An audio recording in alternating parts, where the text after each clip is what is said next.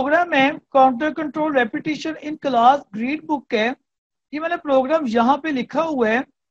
अब चूंकि ये भी कोई इतना टफ नहीं है, वो इसलिए टफ नहीं है, जब हमारी क्लास स्टार्ट थी फर्स्ट सेमेस्टर के पेपर से पहले, अब फर्स्ट हमने क्लास बनाई है, क्लास का नाम कुछ भी हो सकता है। मैं पहले भी इस चीज पे काफी डिटेल में बात कर चुका हूँ कि क्लास का नाम आपका कुछ भी हो सकता है, आप जो मर्जी रखो। उसके अंदर आपने एक वेरिएबल को डिक्लेयर किया है, कोर्स नेम के वेरिएबल, और ये प्रोग्राम है किस चीज का। सबसे पहले ये नहीं होता कि आपको सिंपल आकर प्रोग्राम करवाना स्टार्ट कर दें। सबसे पहले ये होता है कि आप उसके लॉजिक को अंडरस्टैंड करो, स्टेटमेंट को देखो, स्टेटमेंट के बाद आपको पता चले तो ये ऐसा प्रोग्राम है जिसमें आपने 10 नंबर्स इनपुट करवाने हैं, और वो 10 नंबर्स इनपुट करवाने के बाद जो उनका ग्रेड बनता होगा वो ग्रेड भी शो कर दे, और वो जो एवरेज बनती होगी उन 10 नंबरों की जो एवरेज होगी, तो एवरेज आपने शो करनी है टोटल नंबर, और उसके बाद जो इन टोटल नंबर्स की जो एवरेज है वो आपने शो करनी है अपने प्रोग्राम में। तो ये कोई इतना बड़ा लेंथी प्रोग्राम नहीं है, लेकिन यहाँ पे उन्होंने काफी एक्सप्लेन किया हुआ है। वो एक्सप्लेनेशन क्या है, सबसे पहले आप कर रहे हो कोर्स नेम, कोई जरूरत नहीं है कि आप ये काम करो, कोर्स नेम दो, कंस्ट्रक्टर बनाओ। अब चूंकि आपकी बुक के मुताबिक कोर्स नेम दिया हुआ था, तो कोर्स नेम कौन सा हुआ, तो यहाँ पे कोर्स नेम आपका ये है, CS101 introduction to Java programming. इसको रन करके चेक करो, welcome to the enter book CS101 introduction to Java programming.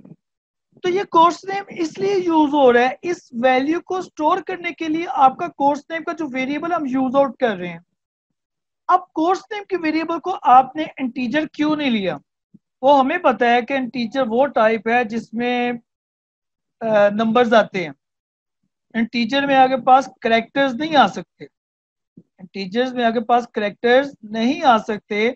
तो इंटीजर इसलिए हमने जो कोर्स नेम है, जो बुक का नेम है, उसके लिए हमने क्या रखा है, एक स्ट्रिंग रखी, स्ट्रिंग वेरिएबल के साथ हमने इसको डिक्लेयर किया। अब वैसे ही जिस तरह हमने सी लैंग्वेज में कंस्ट्रक्टर्स बनाए थे, और वैसे ही हमने यहाँ पे कंस्ट्रक्टर बनाया जो क्लास का नेम था, उसी क्लास के नाम को हमने कंस्ट्रक्टर के तौर पे यूज किया। और कोई कंस्ट्रक्टर्स वैल्यू को इनिशियलाइज करने के लिए यूज होते हैं, कंस्ट्रक्टर किसी वेरिएबल में वैल्यू को स्टोर करने के लिए यूज होता है, कंस्ट्रक्टर ऑटोमेटिकली रन होता है जब आपका प्रोग्राम रन होता है, कंस्ट्रक्टर उस वक्त रन होगा जब आप उसका ऑब्जेक्ट क्रिएट करोगे। Constructor data use to initialize the value to the variable is called constructor. तो इस ये जो नेम का वेरिएबल है, यहाँ पे जो आपकी इनपुट होगी, यहाँ पे जो मैंने आपको मैसेज शो करवाया, वेलकम टू द, जो भी आपके सामने मैसेज आया था, welcome to enter the book CS101, वो वाली वैल्यू आपके इस नेम के वेरिएबल में आई।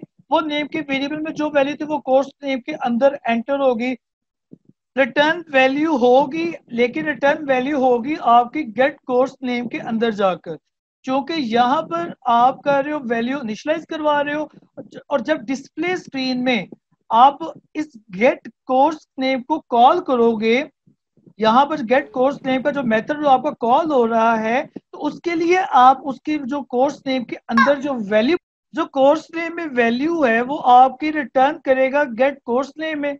जो वैल्यू इधर होगी वो इसको इनिशियलाइज हो जाएगी। तो यहाँ पर आपके सामने वो आउटपुट के तौर पे शो कर रहे हैं, welcome to enter the book CS101। Clear, यहाँ तक क्लियर हो गया होगा, आई होप सो।